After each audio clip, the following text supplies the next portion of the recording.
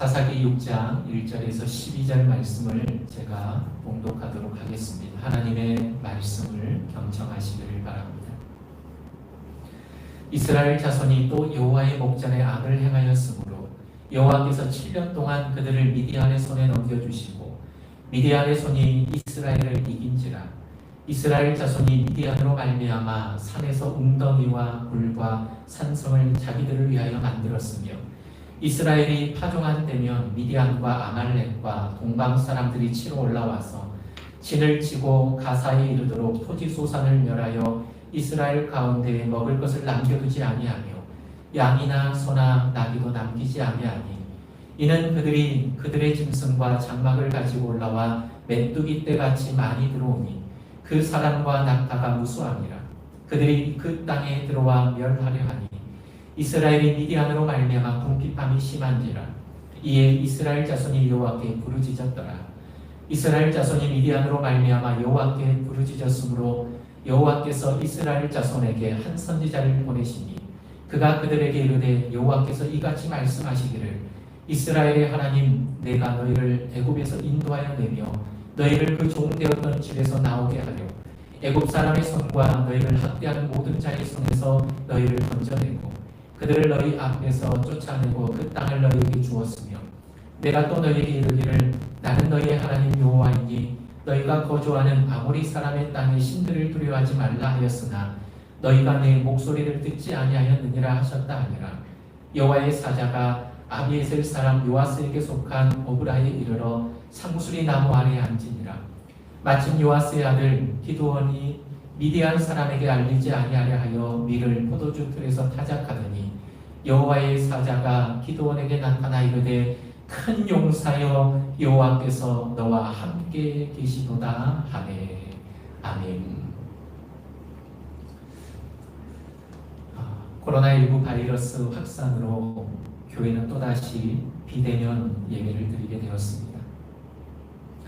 한 주간 교회발 코로나 바이러스 확산이라는 뉴스가 연일 쏟아졌고 도대체 교회에 다니는 사람들은 왜 그러냐며 예수 믿는 사람들을 비양심적이고 몰상식한 사람으로 몰아가는 사람들도 있었습니다. 너무나 안타까운 것은 친구들 사이에 교회 다닌다는 이유만으로 비웃음의 대상이 되어 엄마 품에 안겨 우는 우리의 자녀들도 있었다고 합니다. 대한민국에는 6만여 개가 넘는 교회가 있습니다. 모든 교회가 다 그런 것이 아닌데 일부 교회의 그런 모습으로 인하여 모든 교회가 마치 다 그런 양 프레임이 씌워지는 모습이 참 목회자로서 가슴이 아팠고 가슴이 먹먹한 한 주였습니다. 설교를 시작하기 전에 목회자로서 사랑하는 우리 다음 세대인 교회학교 아이들과 청년들에게 먼저 이런 말을 건네고 싶습니다. 미안하다고. 그리고 너희의 잘못이 아니라고.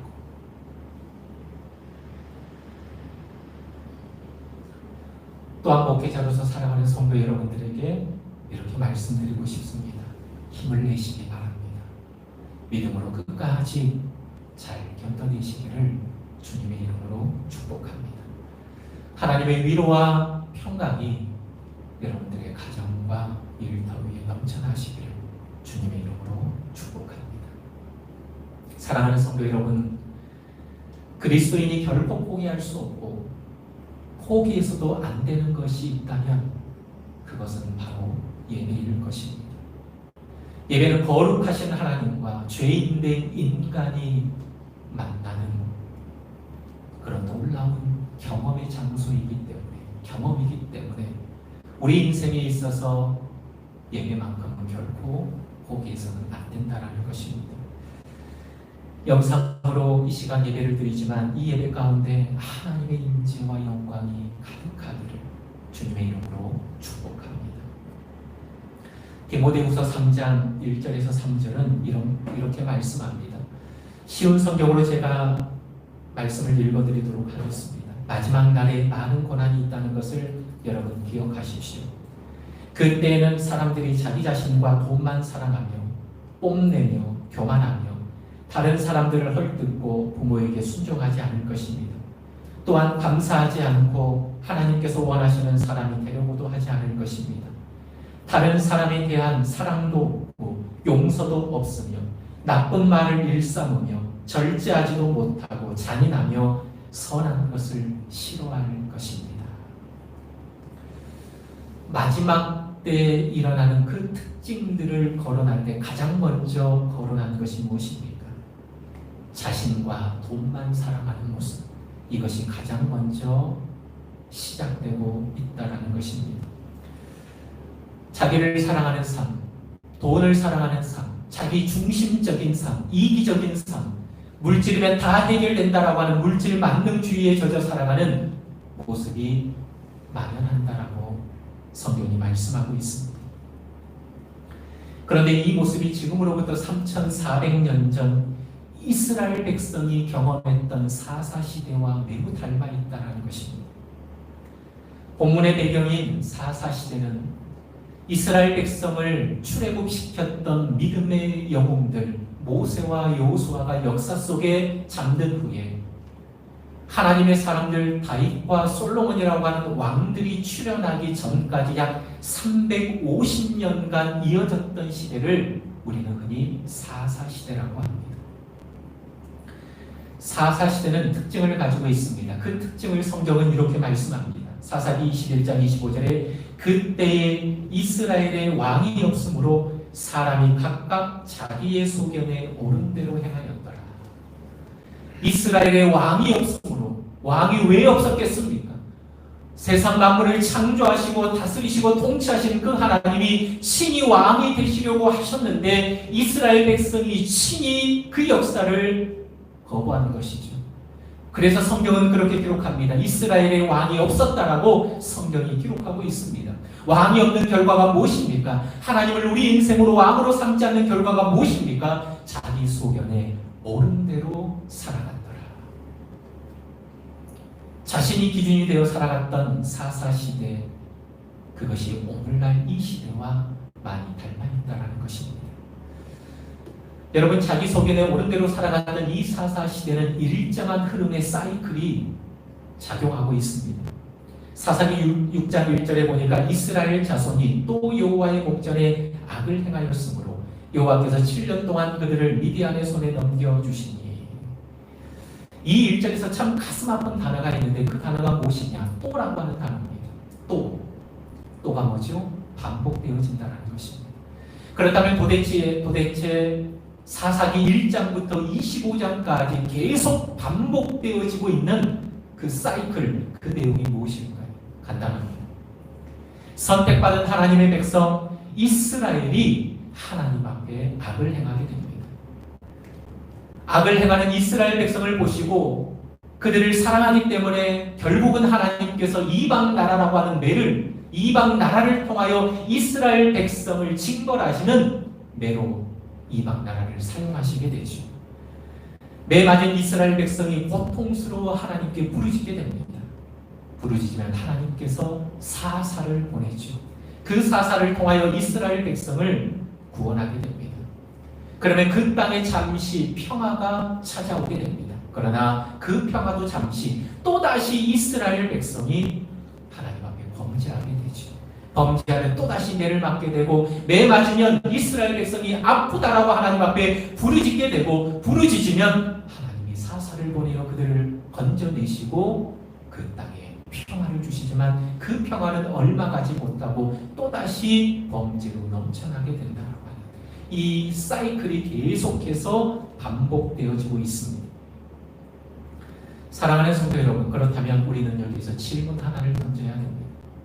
왜 계속해서 악을 행하는 이러한 사이클이 반복되어지는 것일까?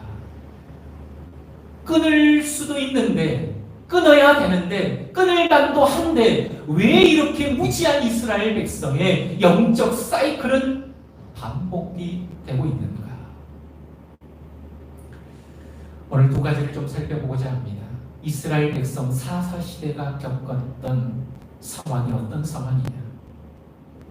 끊임없이 죄가 반복되어지고 있는 상황이 왜 이렇게 끊어지지 않는가? 첫 번째, 이스라엘 백성은 상황만 바꾸려고 했지 마음을 바꾸려 하지는 않았다는 것입니다. 사사 시대가 어떤 시대입니까? 상황과 환경만을 바꾸려고 했지 정작 중요한 그들의 마음의 변화는 오지 않았다는 것입니다. 제가 아이들을 데리고 해수욕장에 놀러를 갔다라고 생각을 해보시기 바랍니다. 가장 문제가 누굽니까? 셋째입니다. 물을 좋아하는 셋째가 물놀이를 하다가 계속해서 제 눈에 거슬립니다. 어떠한 모습이요? 위험한 바위로 자꾸 올라가려고 하고 계속 물속 깊은 곳으로 나아가려고 합니다. 정신을 차리지 못합니다. 그 모습을 보고 있던 제가 불안해서 첫째에게 시켜서 첫째야, 가서 셋째를 조금 잘 보살펴라. 그리고 그 위험한 데 가지 못하도록 해라. 위험한 데 가면은 겁을 줘서라도 그곳에 올라가지 못하고 깊은 곳에 나가지 못하게 해라. 첫째가 신이 나서 갔습니다. 그런데 제가 원했던 것보다는 더 지나칠 정도로 셋째를 들었다 놨다 겁을 줍니다. 셋째가 경악을 합니다. 울고 아빠를 찾습니다. 제가 같이요. 누구를 혼냈겠습니까? 제가 원했던, 기대했던 것보다는 더 심하게 했던 첫째를 혼내고 셋째를 안아줍니다. 그때 셋째가 이 모습을 보고 어떻게 합니까? 오빠를 보면서 쌤통이다 하고 메롱하면서 신이 나는 셋째의 모습이 상상이 되지 않습니까? 그런데 사랑하는 성도 여러분, 이것으로 상황이 끝나는 것일까요? 오빠를 혼내는 그 모습을 보면서 쌤통이다 하면서 웃고 있는 그 셋째의 모습이 결코 옳은 모습은 아닙니다. 사사기의 사이클이 어떻게 돌아갑니까? 문제만 해결이 되면 끝이고 상황만 바뀌면 끝이라는 것입니다. 정작 그 상황 속에서 하나님이 왜 이 상황 가운데 미디안 사람들을 보내고 블레셋 사람을 보내고 이방 민족을 들어 이스라엘 백성을 괴롭게 하고 힘들게 했는가? 그 하나님의 마음을 잊지도 못하고 하나님께로 돌이키지도 못하고 정작 마음을 찢어서 하나님께 나오지 못하는 이스라엘 백성의 모습, 이로 인하여서 계속 이 안타까운 사이클이 반복되어지고 있다는 것입니다. 이스라엘 백성은 하나님 앞에 부르짖었습니다. 살려달라고 부르짖었습니다. 그러나 그 부르짖음이 어떤 부르짖음이었습니까? 상황을 바꾸려는 부르짖음이었지 자신의 죄를 보면서 가슴을 찢는 그런 안타까운 부르짖음은 아니었다는 것입니다. 사랑하는 성도 여러분, 이 모습이 오늘을 살아가는 저와 여러분들의 모습은 아닙니까? 힘들어 죽겠다라고 울며 난리치니까 울며 겨자먹기식으로 하나님께서 해결해 주시면 여전히 위험한 물가에서 놀고 있는 모습이 저와 여러분들의 모습은 아닙니까? 사랑하는 성도 여러분, 회개가 무엇입니까? 회개란 마음이 돌이키는 것이 회개입니다. 진정 우리의 마음이 돌이키고 우리의 삶이 돌이키는 것이 하나님 앞에 진정 회개라는 것을 여러분 기억하시기를 바랍니다. 로마서 12장 2절은 이렇게 말씀합니다. 너희는 이 세대를 본받지 말고 오직 마음을 새롭게 함으로 변화를 받아 하나님의 선하시고 온전하시고 기뻐하신 뜻이 무엇인지 분별하도록 하라. 오직 마음을 새롭게 함으로 변화를 받아. 히브리어로 회개라고 하는 단어가 슈브라고 하는 단어인데 이 슈브의 뜻이 마음을 돌이켜 하나님께로 나아가 하나님과의 관계가 회복되는 것, 이게 바로 슈브의 뜻입니다. 사랑하는 성도 여러분, 환경만 바꾸려고 하지 마시기 바랍니다. 상황만 바꾸려고 하지 마시기 바랍니다. 옷만 찢는 것이 아니라 진정 우리의 마음을 찢고 우리의 마음이 돌이켜 하나님께로 나아가 우리의 삶이 바뀌어지는 역사가 있기를 주님의 이름으로 축복합니다. 두 번째, 사사시대의 특징이 뭐냐? 꼭 기억하시기를 바랍니다. 사사시대는 영웅을 원했지 선지자를 원하지 않았던 시대였습니다. 이스라엘 백성이 미디안으로부터 7년이라고 하는 시간을 고통을 당합니다. 그런데 그때 하나님께서 이스라엘 백성을 구원하시기 위하여 오늘 본문에 보면 기드온이라고 하는 사람을 보내기에 앞서 먼저 한 선지자를 보내고 있는 것을 우리는 성경을 통해서 보게 되어집니다. 제가 7절에서 8절을 한번 읽도록 하겠습니다. 이스라엘 자손이 미디안으로 말미암아 여호와께 부르짖었으므로 여호와께서 이스라엘 자손에게 한 선지자를 보내시니 이스라엘 백성이 부르짖었을 때 결국은 기드온이라고 하는 한 사사를 통하여 이스라엘 백성이 구원을 얻지만 그 기드온을 보내기 전에 먼저 하나님께서 오늘 본문에 한 선지자를 보냈다라고 말씀하고 있습니다. 선지자를 보냈을 때 백성들의 마음이 어땠을까요? 도대체 왜 선지자를 보낸 것이 아니 왜 사사를 먼저 보낸 것일까? 지금은 선지자가 필요한 것이 아니라 우리에게 영웅이 필요한데 왜 선지자를 보낸 것일까? 라고 생각할 수가 있습니다. 사랑하는 성도 여러분, 하나님께서 영웅을 보내기 전에 영웅인 기드온을 보내기 전에 하나님의 사람 선지자를 먼저 보낸 이유가 있습니다. 선지자는 백성들이 겪는 사건이 담고 있는 그 의미를 해석해 주는 사람입니다. 어떤 사건이 일어났을 때 그 사건 속에 담겨져 있는 하나님의 마음과 하나님의 뜻과 하나님의 계획을 해석해 주는 사람이 바로 선지자라는 것입니다. 영웅은 사건을 해결하지만 선지자는 사건에 담긴 의미를 해석하는 사람입니다. 오늘 선지자를 먼저 보내셔서 하신 말씀이 무엇입니까? 이유는 간단합니다. 너희가 왜 이런 고통을 당하고 있는지, 너희가 왜 이 미디안이라고 하는 사람들에게 고통을 당하고 있는 이유가 무엇이냐? 너희가 하나님의 목소리를 듣지 않았기 때문이다. 하나님의 말씀을 경청하지 않고 하나님의 말씀대로 살지 않았기 때문에 이런 고통이 너희에게 임했다라고 선지자가 상황을 해석하고 있는 것입니다. 사랑하는 성도 여러분, 우리는 지금 코로나19 바이러스로 인해서 참 힘든 시간들을 경험하고 있습니다. 우리가 기도할 때 하나님 빨리 백신이 개발되고 치료제가 개발될 수 있도록 하나님 도와주십시오. 어떻게 보면 이 기도는 영웅을 원하는 기도가 아닐까요? 이 코로나19 바이러스 속에 담겨져 있는 하나님의 메시지가 무엇입니까? 도대체 이 고난을 통하여, 이 아픔을 통하여 오늘날 믿는 그리스도인들을 향하여서 세상을 향하여 하나님이 던지고자 하시는 메시지가 무엇입니까? 라고 하는 데에는 우리에게는 별로 관심이 없다라는 것입니다. 오늘 이 시대는 영웅이 먼저 필요한 것이 아니라 선지자가 먼저 필요하다라는 것입니다. 부산 센터교회를 담임하시는 안중덕 목사님이 코로나 시대가 전해주는 메시지라고 하는 글이 지금 많은 사람들에게 공유되고 있습니다. 주중에 한 집사님을 통하여 저도 이 글을 받았는데 그 글 내용이 참 도전이 되고 또 한편으로 은혜가 되었던 글입니다. 그 글을 제가 잠깐 읽어드리도록 하겠습니다.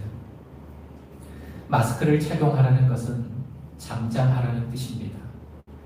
막말과 거짓말을 하지 말며 불필요한 말을 줄이고 타인의 말에 귀를 기울이라는 것입니다. 손을 자주 씻으라는 것은 마음을 깨끗이 닦으라는 뜻입니다. 마음의 거울을 닦으면 자신이 보이고 마음의 창을 닦으면 이웃도 보일 것입니다. 사람과 거리를 두라는 것은 자연을 가까이 하라는 뜻입니다. 사람끼리 모여 살면서 서로 다투고 상처 주지 말고 공기와 물과 자연의 생태계를 돌보며 조화롭게 살라는 말입니다. 자연을 가까이 하면 마음이 넉넉하여 모든 것들을 사랑하게 될 것입니다. 대면 예배를 하지 말라는 것은 언제 어디서나 하나님을 바라보라는 뜻입니다. 위안을 얻거나 사람에게 보이려고 예배당에 가지 말고 천지에 계신 하나님을 예배하라는 말입니다. 어디서나 고요하게 하나님을 대면하면 그 나라와 그 뜻에 가까이 이르게 될 것입니다. 집합하지 말라는 것은 소외된 이들과 함께 하라는 뜻입니다. 모여서 선동하거나 힘 자랑하지 말고 사람이 그리운 이들의 벗이 되라는 말입니다. 우는 이들과 함께 울고 무거운 짐을 홀로 진 이들과 나눠지면서 세상은 사랑으로 포근해질 것입니다. 이 메시지가 참 마음에 와 닿았습니다. 사랑하는 성도 여러분, 코로나19 바이러스로 인하여서 우리는 지금 무엇을 보고 있습니까? 회개라는 단어가 히브리어로 슈브라고 하는 단어라고 말씀드렸는데 또 하나 헬라어로 메타노에오라고 하는 단어입니다. 히브리어로는 슈브라고 하는 단어고 헬라어로는 메타노에오라고 하는 단어인데 이 메타노에오라고 하는 단어는 두 개의 단어로 더해진 것인데 메타, 후회라고 하는 메타와 노에오라고 하는 이해하다라는 겁니다. 후회, 이해하다. 무슨 뜻입니까? 사건 배후에, 사건 너머에 하나님의 뜻을 이해하고 그 뜻대로 행하며 나아가는 것이 진정 회개다라는 것입니다. 하나님 잘못했습니다. 용서해 주십시오라고 하나님께로 돌이키는 것으로 끝나는 것이 아니라 그 사건 배후에 하나님의 뜻을 이해하고 하나님의 마음을 이해하고 하나님의 뜻대로 행하며 나아가는 것, 이게 바로 메타노에오, 바로 회개라고 하는 뜻입니다. 1990년대까지만 해도 지구상에 인간이 차지했던 땅이 14%였다고 합니다. 그런데 2000년대에 이르러서 인간이 지구상에 차지했던 땅이 약 77%까지 되었다고 합니다.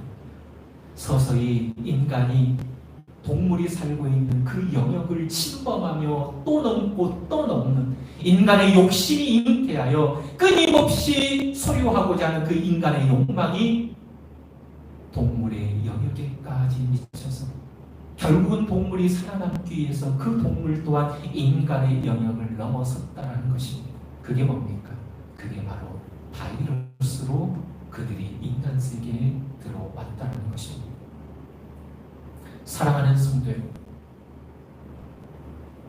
우리는 깨달아야 합니다. 코로나19 바이러스로 인하여서 이 시대를 바라보면서 울고 계시는 그 하나님의 마음을 우리는 이해해야 됩니다. 옷을 찢는 것이 아니라 가슴을 찢고 사건 배후에 역사하고 있는 하나님의 마음을 이해하기 위해서 저는 이 시간 여러분들에게 질문합니다. 당신의 기준은 무엇입니까? 우리의 가슴을 찢어 놓을 수 있는 기준, 사건 배후에 하나님의 뜻을 보고 발견할 수 있는 그 기준, 그것이 무엇일까요? 그것이 바로 하나님의 말씀이라는 것입니다. 우리 인생의 삶의 기준, 그것이 있다면 하나님의 말씀입니다. 그래서 호세아 선지자는 호세아 14장 1절에 이렇게 말씀합니다. 이스라엘아 내 하나님 여호와께로 돌아오라. 이스라엘아 내 하나님 여호와께 돌아오라. 내가 불의함으로 말미암아 엎드려졌느니라. 2절 너는 말씀을 가지고 여호와께 돌아와서 말씀을 가지고 여호와께 돌아와서 아뢰기를 모든 불의를 제거하시고 선한 말을 받으소서. 우리가 숫송아지를 대신하여 입술의 열매를 주께 드리리이다. 이스라엘아 돌아오라. 돌아오되 말씀을 가지고 하나님께로 돌아오라고 호세아 선지자는 외치고 있습니다. 왜요? 말씀의 회복이 없이는 가슴을 찢는 역사도 없고 말씀의 회복이 없으면 사건 배후에 담겨져 있는 하나님의 메시지와 의도를 파악할 수도 없고 그렇게 되면 사사시대처럼 계속해서 자기 소견에 옳은 대로 살아갈 수밖에 없고 악이 판을 칠 수밖에 없다는 사실을 우리는 알 수 있기 때문입니다. 사랑하는 성도 여러분, 말씀을 가지고 주께로 돌아오시기를 주님의 이름으로 축복합니다.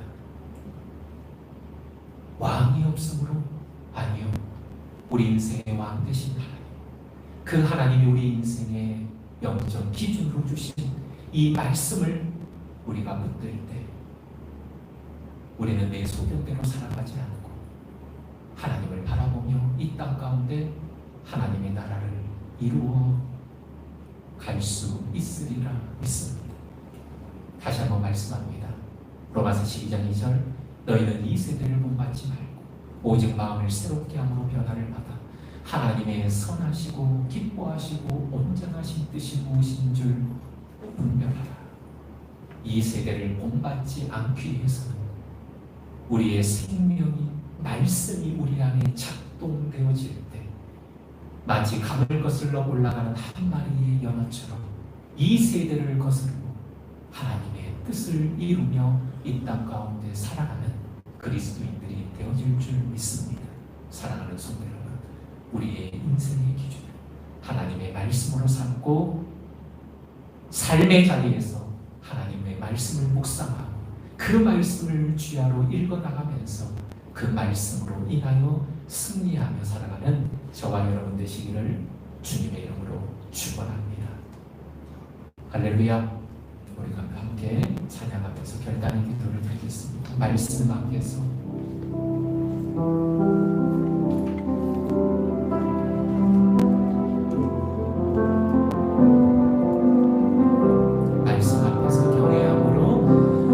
말씀 앞에서 경외함으로 주께 홀로 섭니다. 생명의 말씀 읽고 순종해 주를 예배합니다. 기록된 말씀 힘이 있어서 기록된 말씀 있어서 진리로 우리 거룩해 하며 거룩한 말씀 세세 영원히 복음이 되어 말씀하시네. 하나님 말씀에 두려워 떠는 자, 그 말씀에 생명을 거는 자, 한 사람 찾으시는 주님의 약속을 믿어 하나님 말씀에 운명을 거는 자, 순종하며 주 따라가는 자, 영원한 하나님 나라 이뤄갈 주의 교회여 일어나라니. 하나님 말씀에 두려워 떠는 자, 그 말씀에 생명을 거는 자, 한 사람 찾으시는 주님의 약속을 믿어 하나님 말씀에 명을 거는 자, 순종하며 주 따라가는 자, 영원한 하나님 나라 이뤄갈 주의 교회여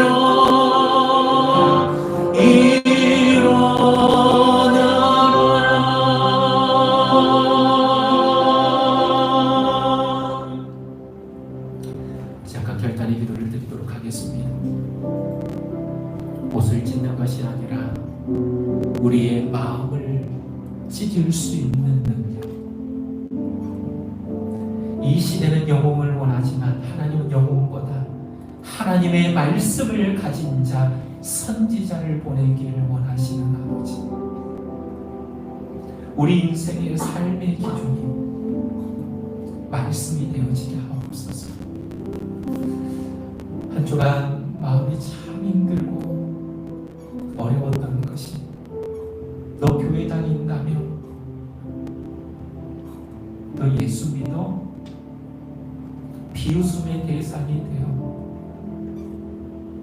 엄마 품에 안겨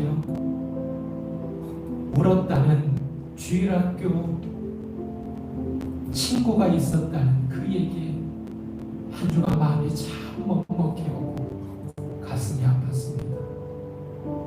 사랑하는 성도 여러분, 사사시대가 왜 왔습니까? 믿음에 걸출한 영웅 모세와 여호수아가 죽고 난 다음 모세와 같은 영적 지도자, 여호수아와 같은 믿음의 용장, 말씀을 기준으로 삼고 오직 말씀대로 행했던 믿음의 용장들. 그런데 다음 세대에 우리 인생의 기준이 되어진 이 말씀이 희미해지고 말씀이 무너져 버리고 다음 세대의 신앙 교육이 제대로 이루어지지 않았기에 350년이라고 하는 영적 한계가 찾아온 것이, 우리 자녀들의 울고 있는 눈물을 우리가 보지 않기를 원합니다. 먼저 부모 세대가 깨어 있어야 되고 부모 세대가 말씀으로 무장해야 되고 우리 인생의 신앙 기준이 말씀이 되어지고 부지런히 하나님 말씀 가르치고 부지런히 또 그들의 가슴에 말씀을 집어넣어 줄 때 다음 세대는 더 힘든 시대를 경험하고 겪어가야 되지만 결코 그들의 신앙이 흔들리지 않고 요동하지 않고 무너지지 아니할 줄 믿습니다. 하나님, 내 신앙의 기준이 무엇입니까? 말씀이 되게 하시고 이 기준 떼어지는 말씀을 우리 자녀 세대에게도 동일하게 물려주는 우리 인생이 되게 달라고 기도하시고, 다시 한번 한국교회가 이 진리의 터 위에 신앙의 기준이 되어지는 생명의 말씀, 우리가 불렀던 찬양처럼 하나님 말씀을 두려워하는 자, 하나님 말씀의 운명을 거는 자, 그 한 사람 찾고 계시는 하나님, 그 사람이 내가 되게 하여 주옵소서. 그런 마음으로 이 시간 우리 한 1, 2분 정도 결단의 기도를 하나님 앞에 올려드리겠습니다. 기도하겠습니다.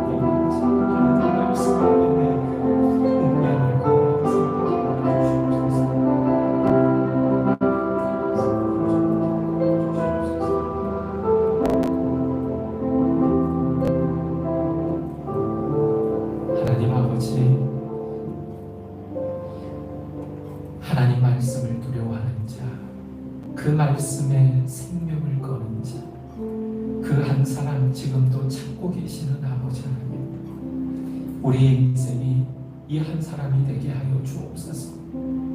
오늘 이 시대는 자기 소견에 옳은 대로 살아가는 시대, 마치 3400년 전 이스라엘 백성이 겪었던 사사시대를 오늘 우리가 걷고 있습니다. 계속 반복되어지는 이 죄악의 사이클, 끊을 수 있는 것은 오직 생명의 말씀뿐입니다. 하나님은 영웅보다도 선지자를 먼저 보내셔서 이스라엘 백성들을 일깨우시고 사건 속에 담겨져 있는 하나님의 의미를 해석하기를 원하셨던 아버지 하나님, 우리는 환경만 바뀌면 된다라고 했습니다.